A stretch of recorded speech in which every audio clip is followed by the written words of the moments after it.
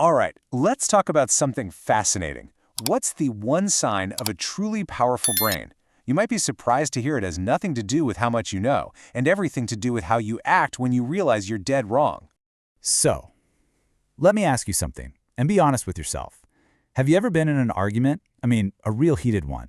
And in that split second, you realize, oh man, I am totally wrong here. What do? Right? What's that gut reaction? Do you just admit it, or do you kind of, dig your heels in and try to save face? That moment right there, that's exactly what we're going to get into. And that reaction, that need to dig in, well, that leads us straight to our first big idea, the ego's defense.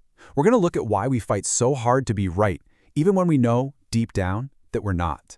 You know, at the core of it all, it's really just our ego. When someone challenges something we believe, it doesn't just feel like they're questioning the facts. No, it feels like they're questioning us. It feels personal. And so, our first instinct is to throw up the defenses and cling to our opinion for dear life. It's not about being correct anymore, it's about protecting ourselves from that awful sinking feeling of being wrong. But here's the twist. What if the most intelligent thing you could do, the real power move, is the complete opposite of that? And that brings us to the flexible mind. This is what psychologists point to as a true marker of a seriously powerful intellect. Okay, so the fancy term for this is cognitive flexibility. And really all it means is being able to easily change your mind when new, better information shows up. But listen to this, it's a rare ability. That word rare is so important. Because let's be real, this is not easy. It's like a mental muscle that the smartest people have been working out for years. It lets them see new evidence and just update their worldview without their ego hitting the panic button. And this right here really shows you the core difference. It all comes down to what's driving you.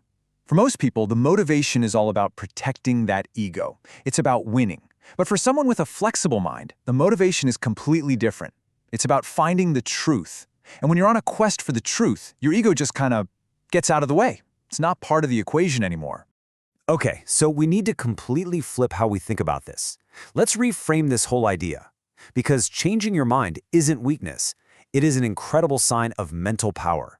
We're about to see just how much of a sign of power it really is. And here it is. This is the big takeaway.